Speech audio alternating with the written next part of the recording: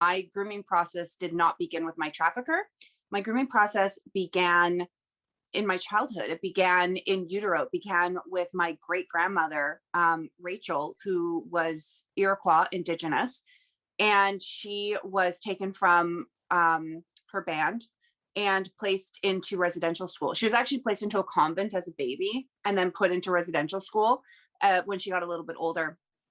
And her language, our language, was taken from her. Our identity was taken from her. And the result of that, of all that sexual abuse and physical abuse and the trauma and the separation from her community, uh, that was really like the beginning of it, right? Because if you think about behavioral patterning and what we pass down to our children, this is a woman who had been denied any kind of self-expression. She was denied the ability to speak upon her experiences, and she was denied access to even her healing journey. For Indigenous people, part of the Indian Act, we weren't allowed to dance. And dancing is it's an integral part of healing because of the way that our bodies process trauma and the way that fascia talks to our different organs in different parts of our body. And so when you cannot dance, you cannot move that trauma about to release that as a form of expression. And so, my grooming began 2 generations back with my great grandmother, and it carried forward, on both sides of my family, of course. And it carried forward into my own childhood, where there were these, some people like to call them intergenerational trauma, generational trauma. I refer to epigenetics a lot. We also call it behavioral patterning. And it's what we learn, like what is passed down. And so my grooming began with my great grandmother and also with my mother, and the way that, the generation that my mom was in, these are women that were expected to be a man in a man's world and still do the woman's workload, and also never speak of their own experiences. And they were squashed, their voices were squashed and invalidated, their feelings were invalidated. And so they weren't allowed to express the circumstances through which they were trying to find a way to thrive. And all of that was passed down to me. So I had 2 parents that were incredibly emotionally unavailable and that were just doing their very best. On my father's side, with my great grandmother coming down, there was a lot of addiction. And the addiction that came down is really just a symptom. To me, addiction is more of a symptom of unresolved pain. My father, yes, he was an addict. He was one of the greatest men I've ever known in my life, smartest, kindest, generous, and in so much indescribable pain that it manifested in his body, and he didn't know how to be present all of the time. And similarly with my mom was the provider in our family. She showed up by providing. She was in survival mode her whole life. Also, she had so much pain in her heart that she walled herself up behind the anger. The anger in her was a way to protect herself, and she used it to navigate the world. And so my grooming began with them, 2 parents that were emotionally unavailable, did the best that they knew how, but were also so busy trying to survive and cope with their own experiences that they didn't know how to raise a child. So for me, that's where my beginning into trafficking comes. And if you look at the history of Indigenous people, especially as I'm Métis, we have a history of sex trafficking and abuse and girls going missing. I didn't know any of that when I entered into being trafficked. I didn't understand that. So when I met a young man when I was 16, this was I would say the straw that broke the camel's back. And he raped me. I didn't have any place to go. And so I stayed. The next morning, he and his friends drugged me, and then they gang raped me. And I can only assume that he allowed for that to happen out of guilt of his own, kind of like, well, if I'm not the only person who did it, then we didn't do anything wrong, or there's more of us in this situation. And that for me was the catalyst that drove me. I was already kind of living on the streets. I was already, not at home. I had already been fostered out multiple times within my family because they didn't know how to be parents. And I was couch surfing. And so that really drove me into the arms of a group of young people. I met this young girl, she was 15 years old. She was high on mushrooms, and she just offered me love. And I didn't have any defenses. My mother was very verbally aggressive, and my father never raised his voice. He had different ways. And at the same time, love and acceptance was something that was totally alien to me. To be in a place where I didn't feel like I had to bow down and fight for attention. And so there was these people that welcomed me, and they accepted me, as broken and damaged as I thought I was. Not that I was, but I thought I was. They welcomed me in. My previous experience with intimacy was non-existent. And so when these people came in, they began to desensitize me. They were very tactile.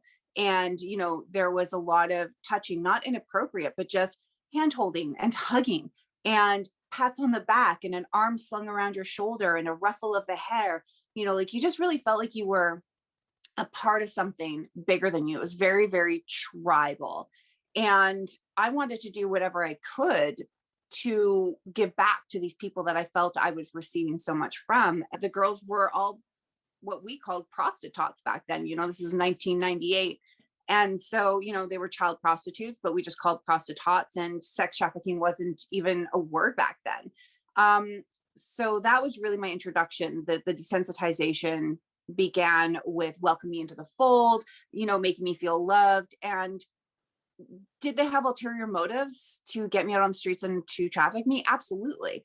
And at the same time, they were just kids. I mean, there was nobody over the age of 20 in this crowd. Like, they were kids trying to survive.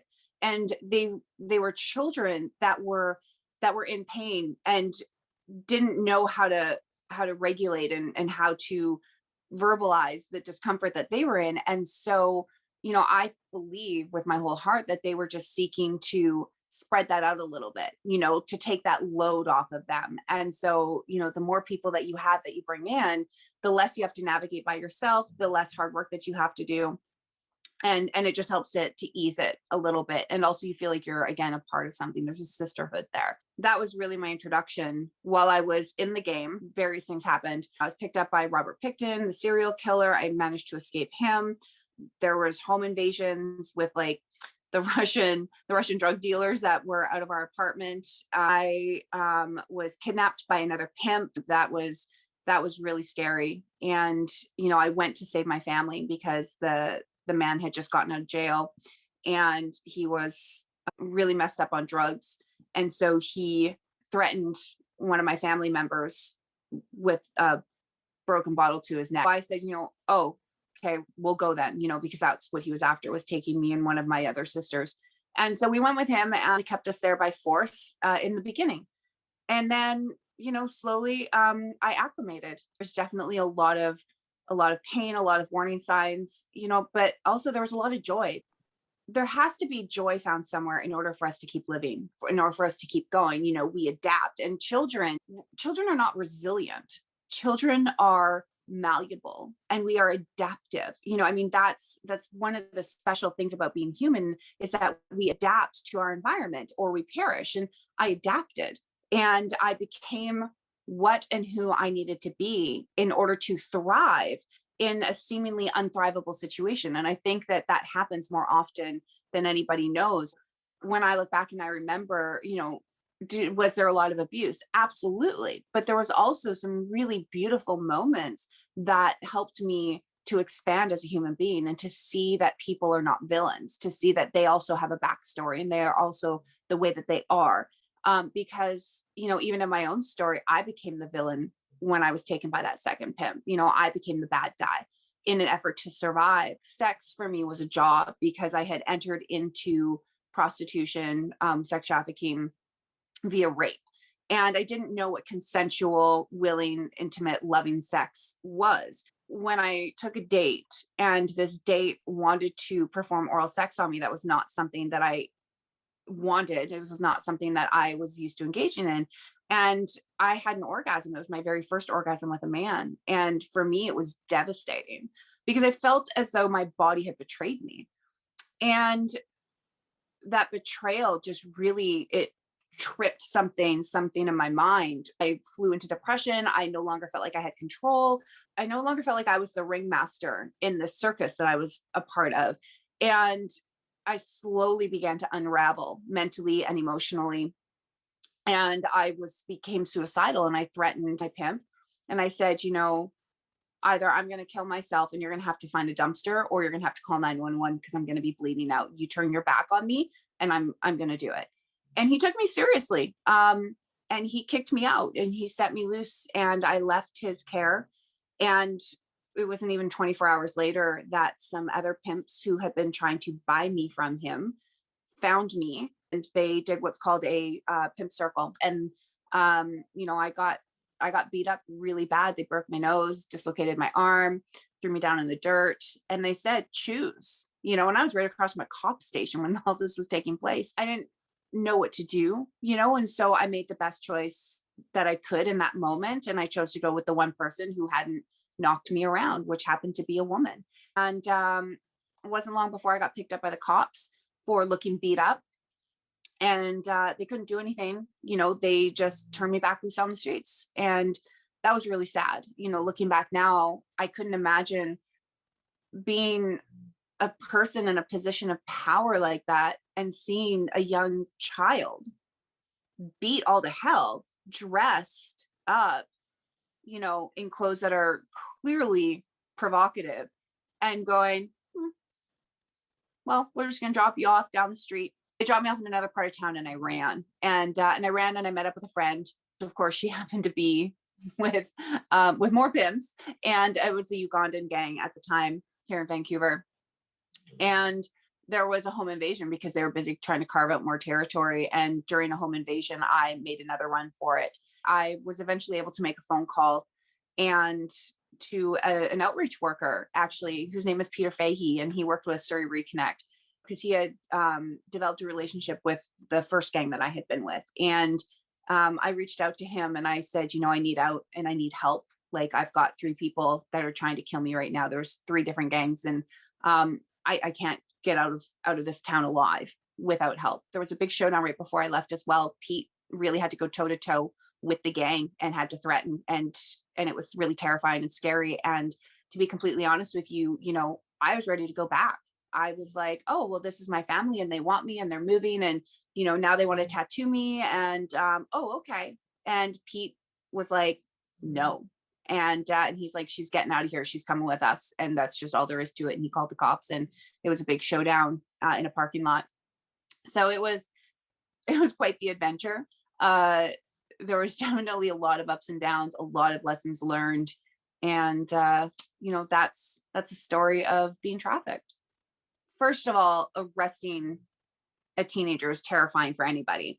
But I think also that what people in a position of power, regardless of, whether you're ambulance, first responder, fireman, or an outreach worker, or an organization, or a boots to the ground situation, I think what you have to do is you have to remember that children have been poisoned against you, right? I mean, you were the bad guy because you're going to come in and take them away from their family, and their family is all that they know. And to you, yeah, I mean, they may look abused, they may be abused, they may be poor, they may, their clothes might be falling off of them in tires, they might be covered in bruises, they might be getting raped every single night, and still that's all that they know. That's all that they have for reference for what love looks like. The thing that people forget is kids are street smart, and when you are street smart, you respond to vibration, right? To energy vibration. And so they're going to be untrusting. Children are. They are going to be skeptical. They're going to be suspicious. And at the same time, they really, really, really want help, and they want to be believed. You approach somebody, I think that it's important to develop a relationship with them first and let them know that you are not threatening. When cops just roll up and tell you you're a drug addict and tell you that you're no good and that you're a prostitute, and they slam handcuffs on you and shove you in the back of a car and then tell you to shut up, all of that is threatening. All of that is terrifying, especially to a child, and especially to a child who doesn't know what the laws are. And so I think that it's important to either develop that relationship with them or speak to them kindly and say, I believe you. and tell them, you don't have to talk to me right this second, but ensure them that you're going to take them someplace that's going to be safe. I think that's the key word is, we have not rescued you.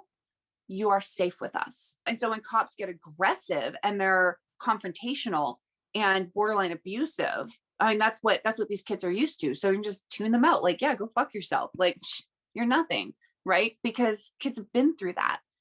But when you approach a kid with kindness and with support, it actually scrambles the brain and it makes them go, oh, so on one hand, they're waiting for that other foot to drop because like, oh, I can't trust this person that's being nice to me. They're just going to abuse me. But at the same time, it's what they're craving. It's what they're seeking. It's what they're in need of. I think that remembering kindness and patience and compassion and understanding that this is a child who has, yes, maybe engaged in something that is illegal that you might think is morally corrupt, but that for this child is a way of life and it is the survival system. And be willing to just sit.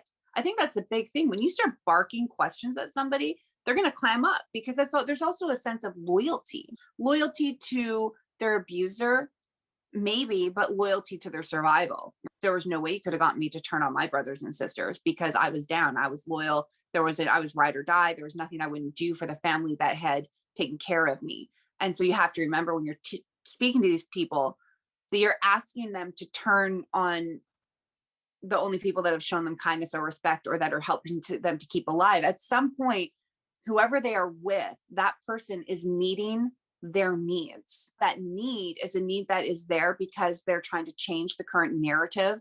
Maybe they had an abusive parent. And so now they're with an abusive trafficker and they're trying to flip that narrative around. They're trying to change the storyline subconsciously, or this person is giving them food and shelter or affection, or what they think of is love.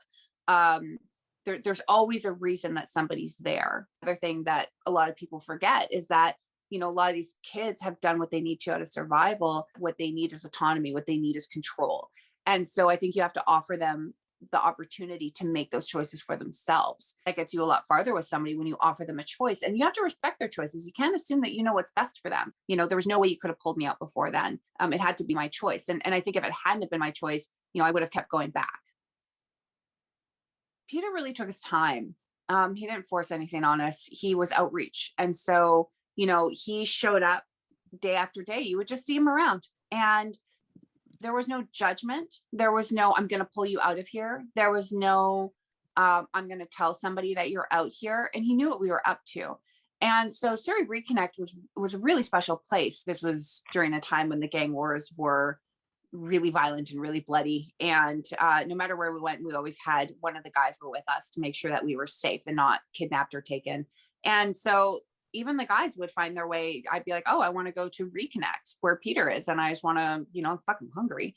And I just bored or there's air conditioning there. And it was just a place to hang out. And so, we could walk into the front door and, Pete would come out and he'd be like, hey, how's it going? And we just talk. And, there was just this understanding. There was this respect between Pete and the gang members and Pete and the girls. And it was just a safe place to go where like no one was trying to force you to leave.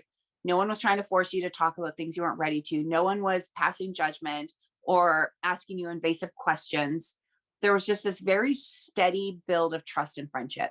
Every now and again, he'd bring us a burger. He'd just sit and talk with us. And that was so important, and allowing somebody to speak their truth and not deciding what their truth is for them, waiting for them to come to you. It was the consistency in which he showed up, right? I mean, if you have, especially have children that come from foster care or troubled homes, there's so much inconsistency in someone's life that when you're consistent enough, that's what helps to build that steady layer of trust. So that really for me was like, I need out. This person has been consistent. They told me I could come to them.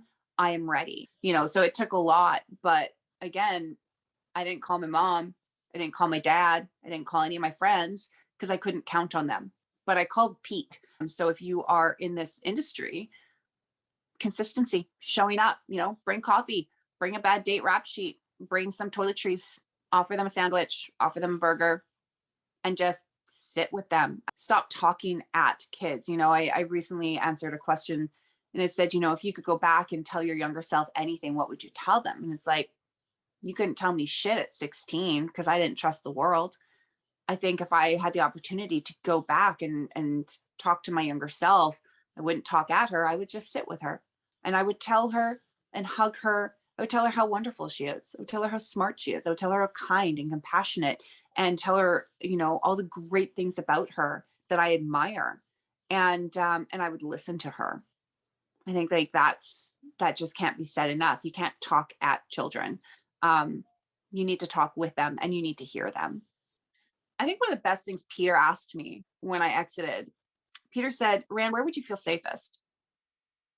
First thing he said to me, "Where would you feel safest?"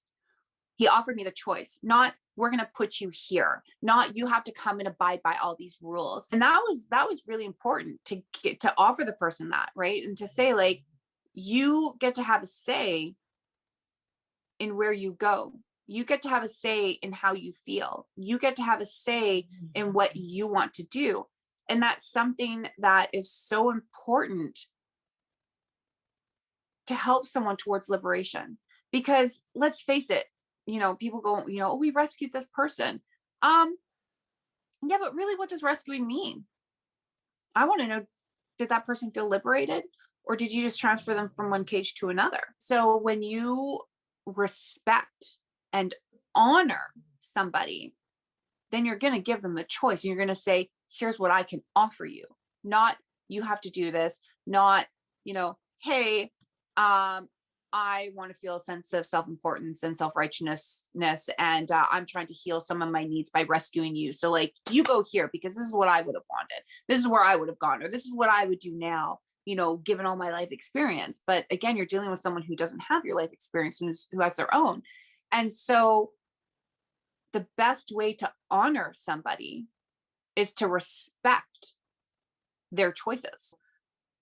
You want to offer somebody a choice, ask them, "Here's what I can offer. Here's what's within my wheelhouse of being able to help you. I can help you financially." Then you have to make the decision that you're okay with giving them cash and not caring about what they spend it on, right? I can help you materially. You can give them something that makes you feel good, and you can, sever the cord that attaches you to that situation. I can offer you a ride to this safe house. I can offer you a lawyer to go fight your own battle, right? I think that's so important, is you have to feel safe and you cannot attach yourself to the outcome, and you have to respect and honor your own boundaries, what you are and are not capable of, and you have to allow them the same. I was a kid who had unmet needs, period. Needs that I didn't know how to meet myself, needs that had not been met by my parents, by society, by community. When I think about the people that befriended me when I was a child, when I was, just that young, there was acceptance. That's what I was looking for back then, was acceptance. I grew up in a home where there was a lot of assumptions made on behalf of my mother, who was in a reactionary state of life, and who was, aggressive, and who was conforming to societal standards at that point. So when I met people that took one look at me and they were like, "Oh, you were raped. We'll protect you. Oh, sex isn't bad. Let's demystify that for you. Hey, you want to party? You want to dance? You want to be loud? You want to be proud? You want to be gay, straight, bi, whatever? Like, we're here for it. And we are just here to love you. And also, here's how we make our money to provide food and a roof over your head." Right? Like, it was that simple. So, when we encounter people that exploit us, I always say, you can't really exploit someone who's unexploitable, right? So like, if you have a child whose needs are being met, who can go to their parents and have a conversation and say, "I'm feeling this way," or "this situation made me feel uncomfortable," or, if you have a child that is comfortable with intimacy and their sexuality because they've had parents that know how to have those conversations with them, and that have that open dialogue with them, when someone strange comes up to them, or when someone forces their will upon them, they're going to have enough bodily autonomy and enough security and confidence, and understand what a healthy boundary is, because they were raised in that environment, right? Learning to trust, I think it's less about learning to trust others, and it's more about learning to trust yourself.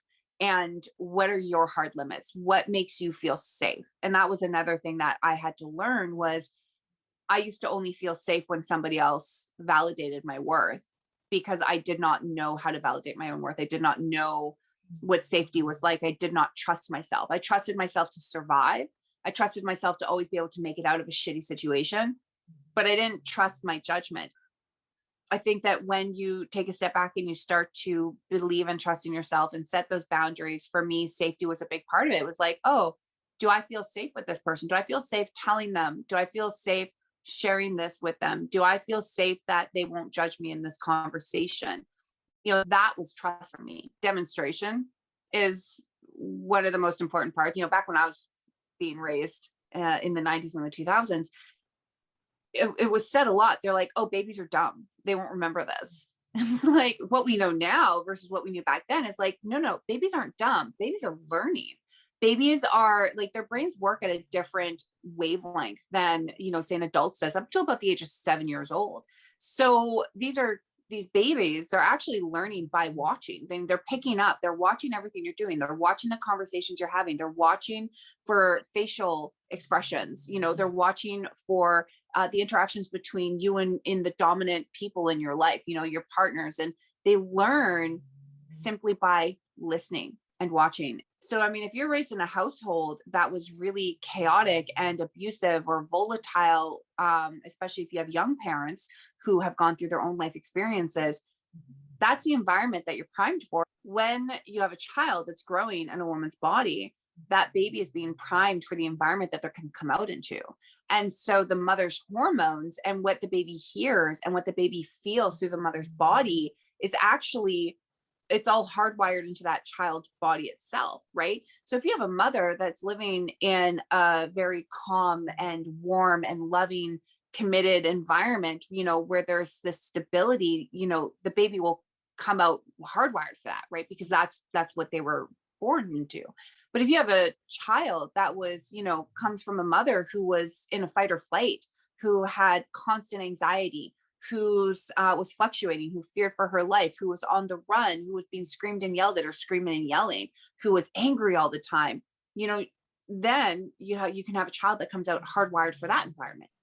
It's so hard to see it in a child, but when you lay those tracks, that's that subconscious patterning, when we're not fully conscious or present as adults, we fall back on that prior programming, so like the things that were said to us repeatedly as a child, those come back, and then that becomes the tape, the background in our own mind. I think that when we're talking about, how do you instill autonomy and compassion and boundaries in a child, you have to know what they are yourself. And like intergenerational trauma, I mean, that really plays a role in a lot of the kids that are, that end up on the streets. A lot of these children that end up sex trafficked, it's like, did their parents know the value? Did their parents know their own self-value? Were they able to teach that and pass that down? And granted, don't get me wrong, like that's not the case for everybody. At the end of the day, every single person is an individual and their experiences are theirs. And all you can do is hope to plant a seed and to maybe, not so much influence them, but demonstrate the possibilities that are limitless for their own life. Really, that is something to really, really remember when we're dealing with children is, they don't learn from what we say, they learn from what we do, they learn from what they witness, they learn from what they internalize through their own lens, through their own experiences, through the way that their body responds to their environment, right? And if we can show them like, hey, there are struggles here and there are also amazing, limitless, abundant opportunities in life to change the narrative. I mean, that's the one thing we all have is we can always choose different. Every second, every moment, every day offers us the opportunity to change the direction that we're headed in. But direction, that change starts with a thought, starts with a seed. So the best you can do is demonstrate. And if you don't know how to demonstrate that, then you can demonstrate learning how to figure that out. There's some specific things that a person needs to know when they're working with somebody who has been brutalized and traumatized and who's, entire view on reality is skewed. You're working with someone whose perception and internalization, and therefore manifestation of the reality of the life that they're living, is vastly different from yours. And you need to allow them to express the full kaleidoscope of that.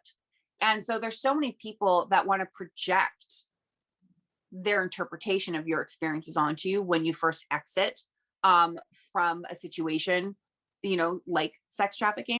There's this victim mentality that comes with it. And they say, oh, you're a victim. And these are children that have adapted to a situation.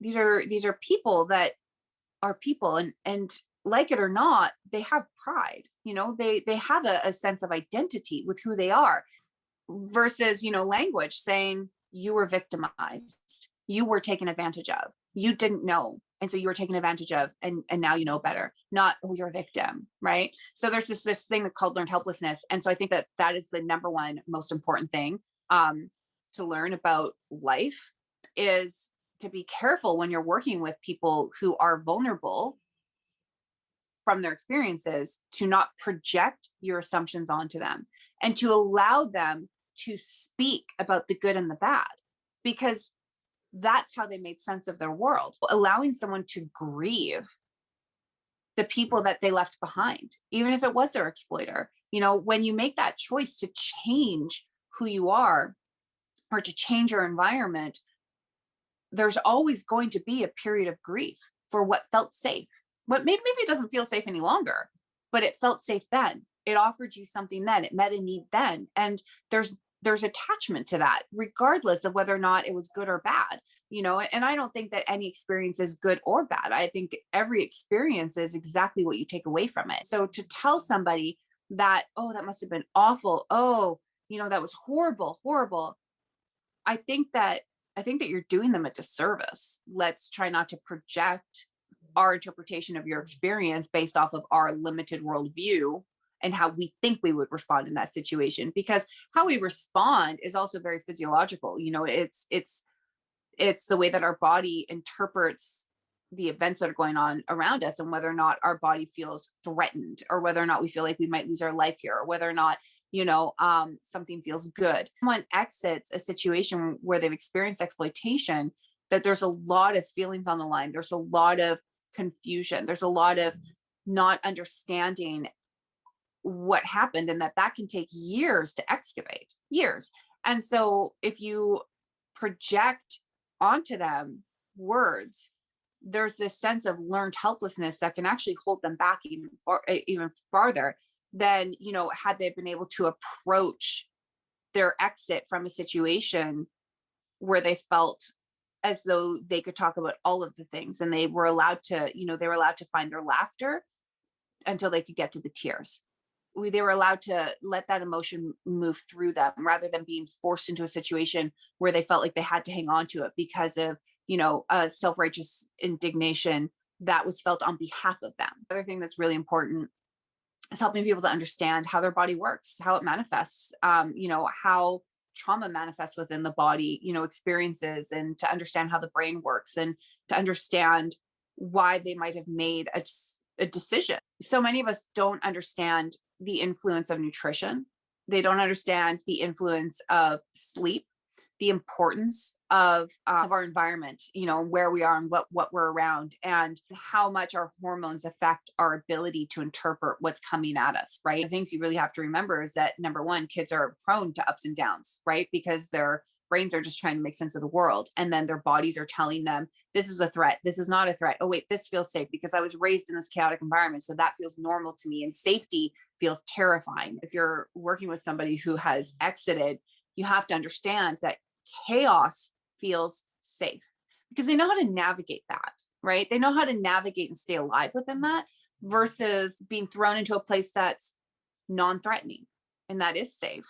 That feels threatening. That scrambles up their ability to navigate because that's not something that they've experienced. And the brain seeks out normalcy. A lot of these instances, my life especially, I would create chaos in my life because that was where I felt the safest. So I didn't understand that I was self-sabotaging because it was not an environment that I was particularly comfortable or used to being a part of. So learning what safe felt like and changing my central nervous system, like learning how to self-regulate, was a really important part. And animals, like I will always go back to animals. When you've experienced something and you're terrified of what other people will think and you are vulnerable emotionally, that working with animals is a great way to learn how to begin to self-regulate, because you don't have to worry about what they're thinking of you. You can just show up and feel and experience and express without having to feel defensive or feeling like you need to protect the people around you from yourself. We've been through an experience where your body is the commodity, and you had choices but not enough, right? And that those experiences begin to stack up into a feel of a lack of control. Like the thing that's supposed to house you as a soul, as an individual, it is the most terrifying and scariest place to be, because you've got alarm systems going off in the form of anxiety attacks, panic attacks, overwhelm. Maybe your body's shutting down and like you're like your hands are going numb or your face is going numb, or your chest feels like it's galloping out of control because your body doesn't feel safe. Mm-hmm. You need to find a way to be present in your life again. So you need to develop something that is yours. I got into horse training. I began working for horse stables. And so all of a sudden I was learning how to regulate. I mean, I was quirky as hell because no one knew what my experiences had been, but I found a place to make mine. And the only place that I felt safe for the longest time was on the back of a horse. I was able to be present, wholly present within myself, within my body, when I was working with horses. That is where I found myself. That is what gave me direction. That is what, pushed me to go on and build a really fantastic, magnificent career with this. To find pride. I was able to find peace. I was able to find that zen that a lot of people achieve, say, when they meditate. But for people whose bodies are a war zone, that's not always the case. You can't just sit still and be like, oh, this feels great, because your mind's racing 100 miles an hour and people are like, oh, just sit a little bit longer. No, because your body doesn't feel safe, right? So you have to create that space. So that's what I call moving meditation, finding a way, an action that you can master with your body in order to feel as though you are the one in possession of it. You possess yourself, not feeling possessed by outside influences or people or material gains or whatever it is that's driving that for you, right? So self-mastery through moving meditation is one of the best forms of taking control and embodying your inner power, so that you can move it into a sense of completeness and wholeness for yourself. Like I can't stress that enough. If we can show up and let people know that they don't have to be scared of themselves, that they don't have to be scared of what they're capable of, and instead learn to celebrate them for that strength and that beauty. And if we help them to understand that, we can be all the things. We can be angry and sad and loving and grieving and happy and devastated. If we build that capacity for the polarity that is just the human in self-expression, I think that will help them to find a sense of safety and comfort and direction a lot faster than if we continue to polarize them by demanding that they only feel one thing for having had this experience. I think that people are afraid to ask questions, to be honest with you. I mean, I want people to ask questions.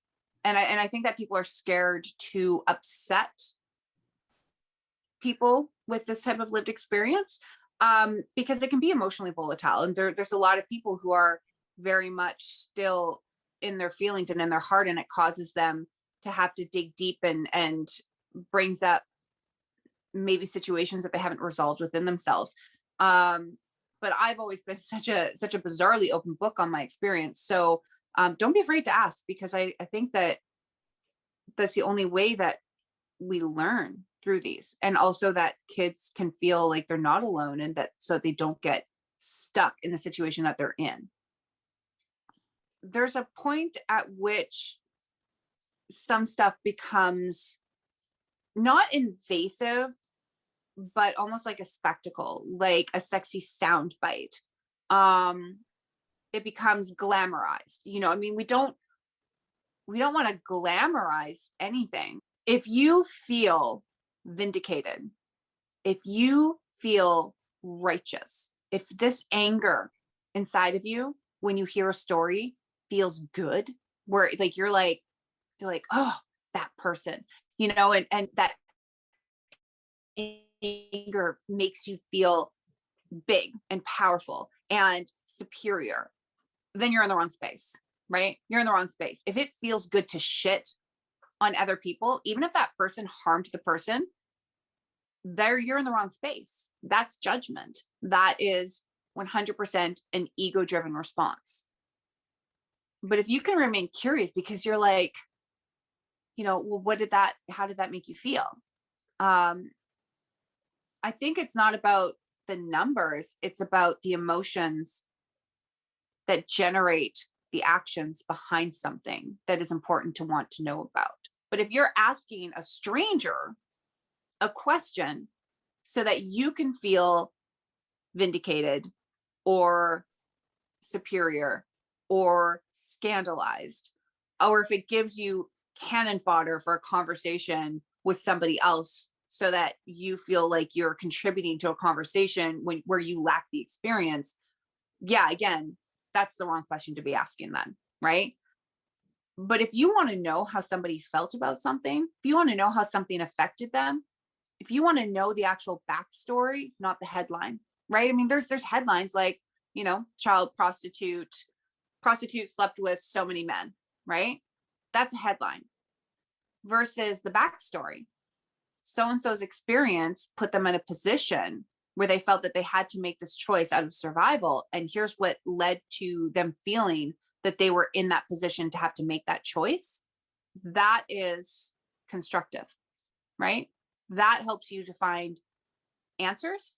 It helps you to feel connected to another human being. It helps you to help them feel heard and seen. And it helps you to enter into a state where you can release that shame. If it's not constructive and it doesn't help somebody to release the shame around the stigma of the societal norms, then why are you engaging? I say this all the time. My answer on how to end sex trafficking is so simple that adults miss it and children get it. Connection. That's it. That's the answer. Connection. I had someone said something to me 10 years ago, maybe 12 years ago. And they said, if you truly loved yourself, if you really loved yourself, you were there, you couldn't hurt this person because they're an extension of you. We teach people how to treat us. And at the same time, as children, we are taught what is acceptable.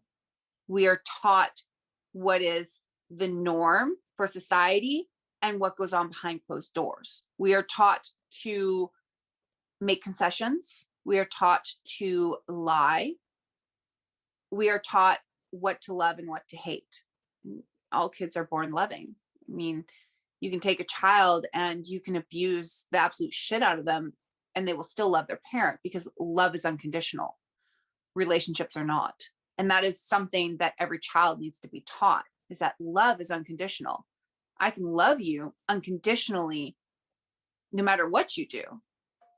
And I might still cross the street so I don't have to hang out with you because that doesn't affect my love, because my relationship with you is very conditional. My relationship with you is conditional upon your treatment of me and what I'm willing and not willing to accept as behavior towards me.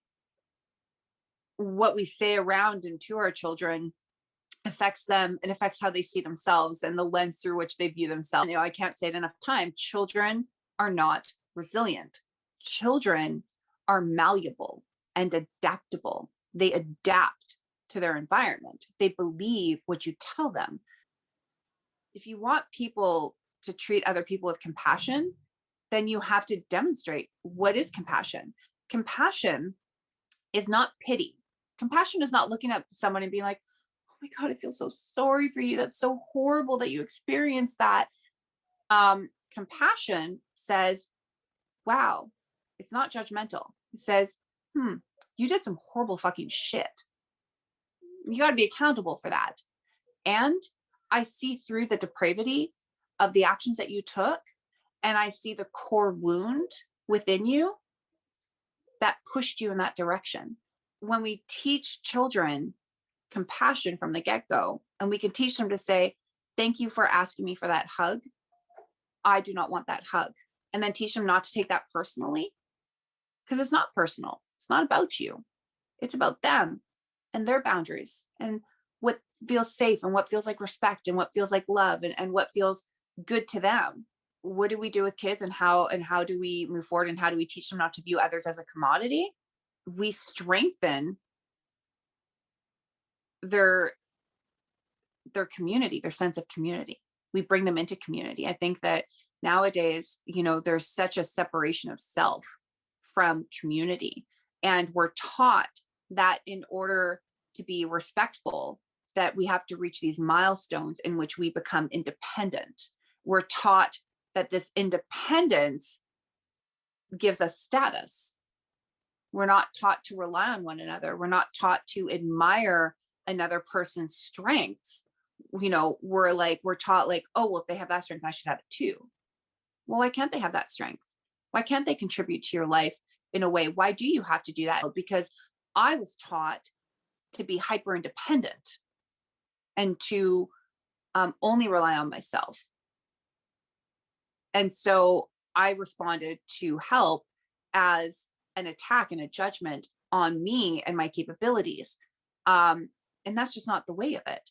We are meant to live in community. We're meant to appreciate one another and look at each other as building blocks to get to where we want to go to. Look at patriarchy and what patriarchy has taught us.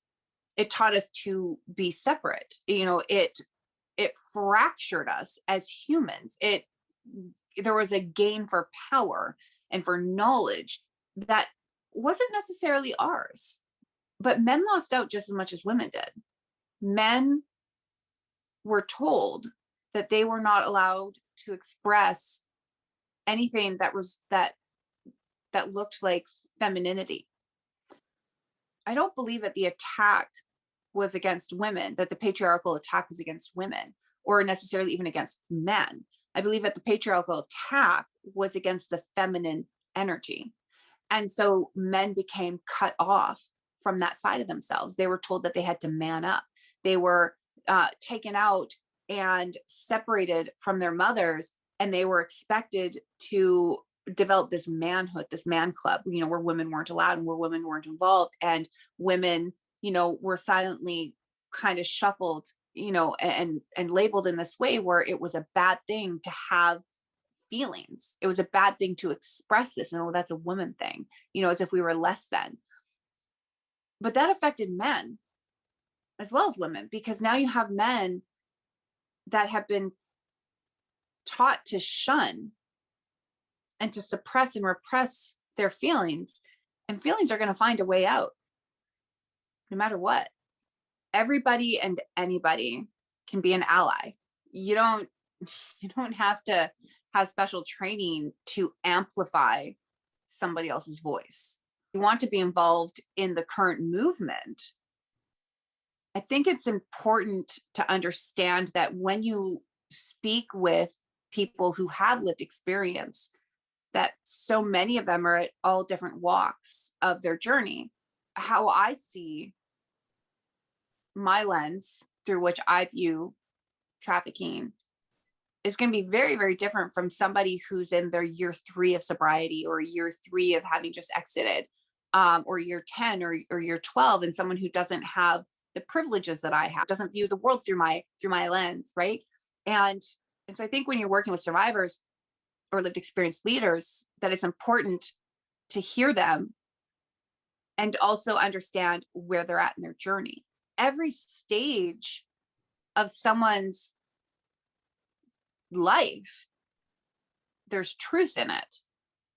And everybody is going to have places where they feel powerful and where they're doing so much good. And then there's also going to be spots in their life that are very, very dark and that they're not necessarily maybe going to be capable of sharing with you. I think as an ally, as someone who's willing to amplify survivors' voices, it's important to know the difference between when someone needs a space to go through their experience without it being amplified, without it being projected out onto the world, as in this is the be all end all, this one experience now represents all voices.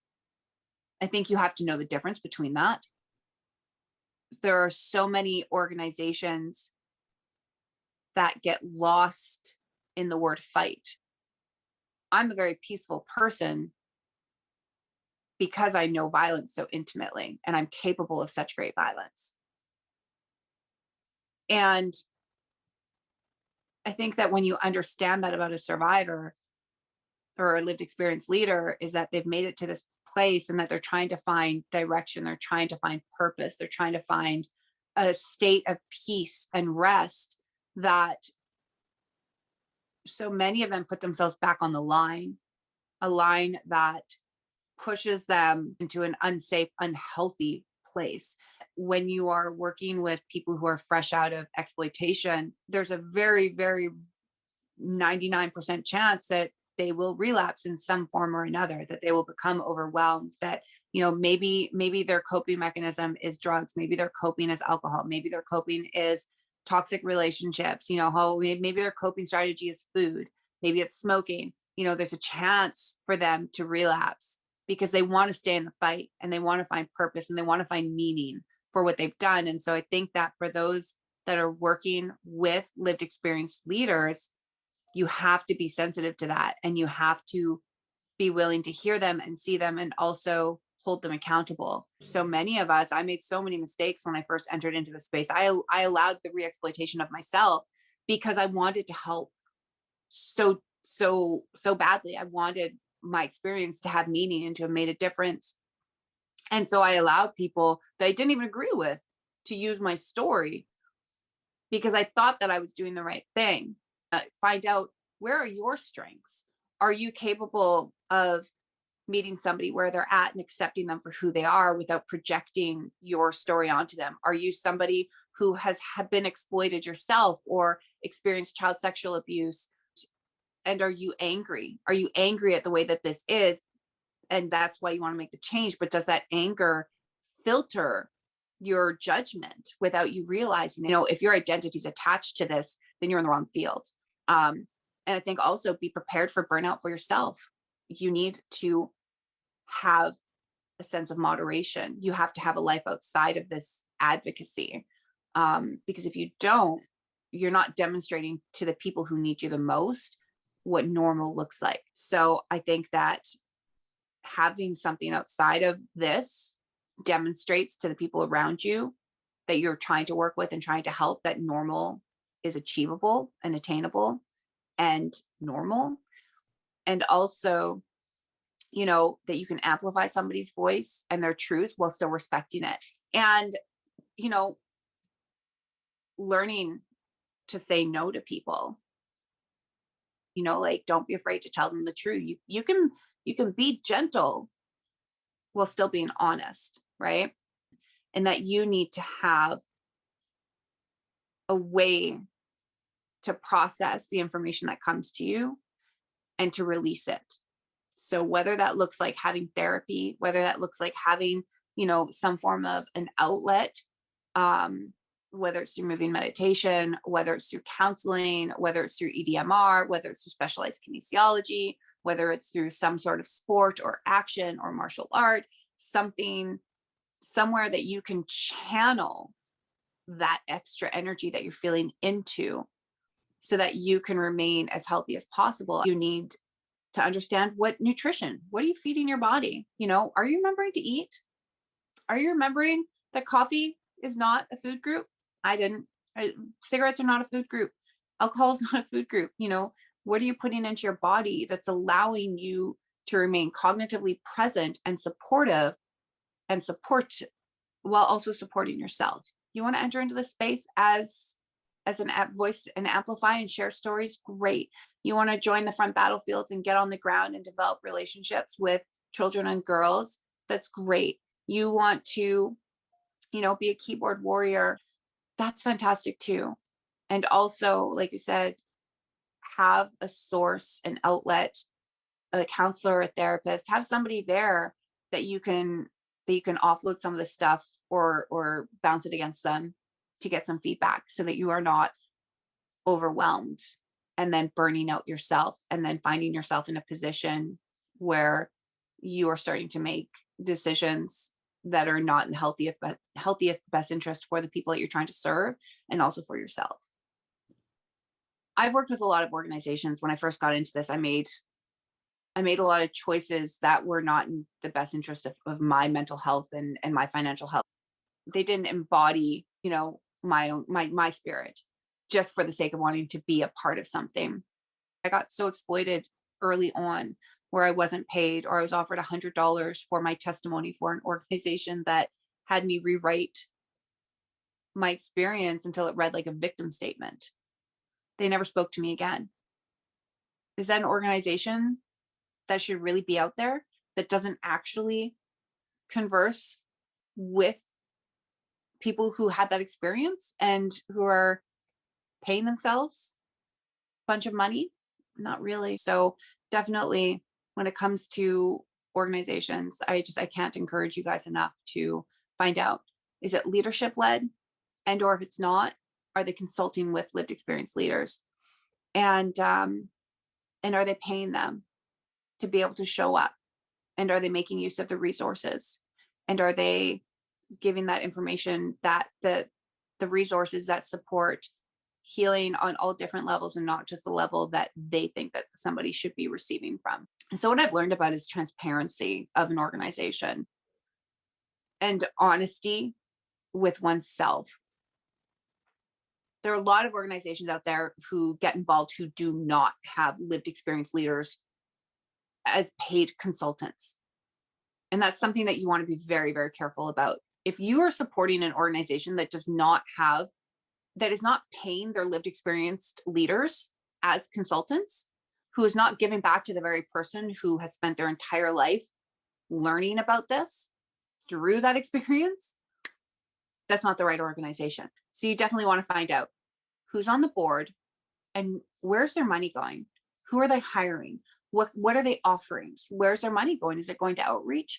Or is it, a campaign across the internet? Are they hiring speakers to come in and to share and to teach? Are they creating, courses that educate? And are the people that are teaching these courses, are they fresh out of school? Or are they people who know what they're talking about and didn't learn what they're talking about from somebody else, right? And also, though, when you're dealing with a lived experience leader-led organization, again, do they have people to consult with outside of other lived experiences? Do they know about more avenues of healing than just what they've gone through? Do they share that information? And also, do they have access to therapy? Find out what it is that they're offering. How are they offering it? Are they taking the necessary precautions to make sure that they are constantly upgrading and implementing? And are they accountable to themselves? Are they accountable to the public? Where is your money going? Is it going to someone who is not a lived experience leader, but who's in a position of where they're getting $60,000 to $100,000 a year to sit at a desk and not consult with people? Or is your money going to, yes, pay these people who obviously are doing the work, but also is your money going to pay the consultants and to pay to send the people out to teach your children the things that they need to know? And when it comes to allyship, buy the swag, man. Buy the swag. If you have an organization that's boots to the ground and they've got a sweater, buy the sweater and sport it everywhere. Not only is that organization getting that money, but also, you're showing the world, number one, that support, and people might ask you questions about that, right? So that's part of that allyship, and understand where that money's going. So yeah, we're working with an anti-sex trafficking organization. I think it's so important to know whether or not they support sex workers. And before some of you become outraged by that response, sex workers have played an important role in history. And there are so many beautiful stories about women, regardless of whether or not they were forced into it or made it their choice. They are a part of our society. They are the backbone of our society. They are women. They are humans. And they deserve safety and protection and respect.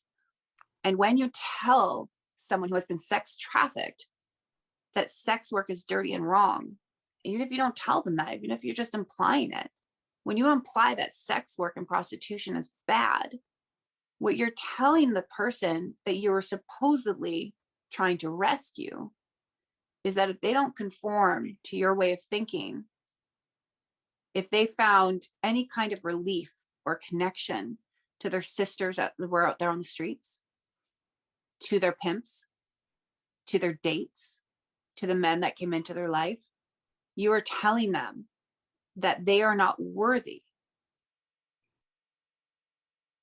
if they associate with that. And I think that that's why so many people are so silent about their experiences, is because people are saying, there's no redemption for you if you don't look back and find fault or blame with somebody in this. And I think that that's why so many men are so scared to have this conversation. Men are not the enemy here. Dates and pimps are not the enemy. They are a part of the solution. And people right now are trying to flip the narrative and say, oh, the women aren't bad, but the men are bad, and the buying of this is bad, without really acknowledging that all it's doing is creating more polarization. It's asking people to split off and only share with you the part about life that makes you feel comfortable.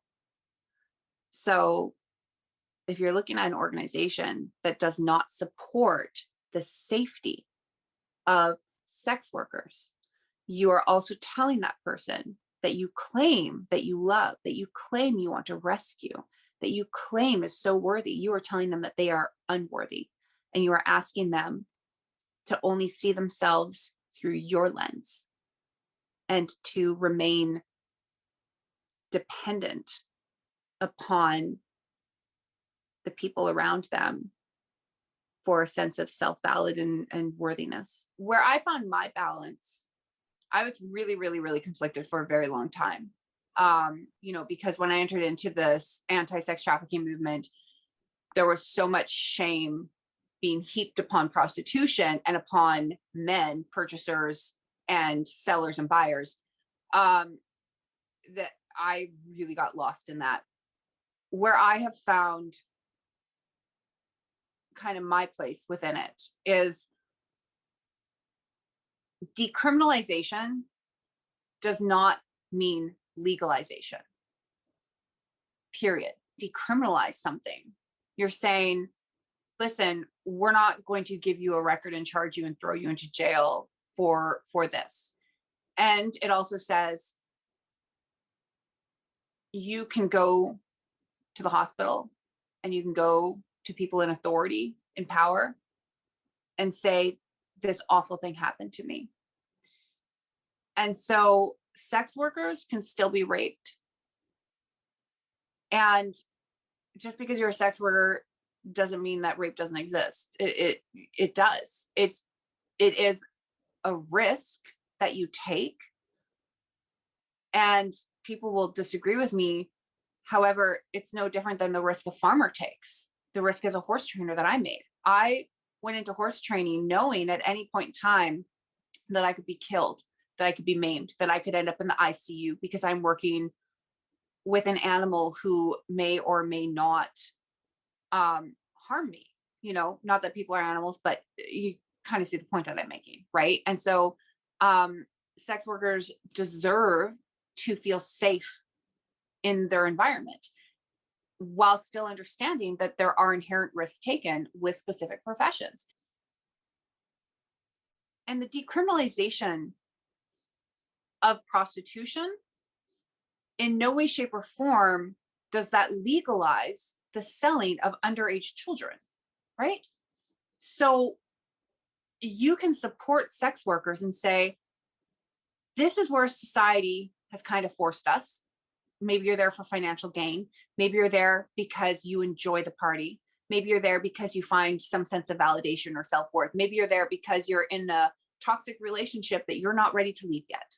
Whatever your reason for being there, as a grown consensual adult, that is your choice. That comes down to that choices thing, respecting other people's choices without imposing our belief system on them about whether or not that's right or wrong.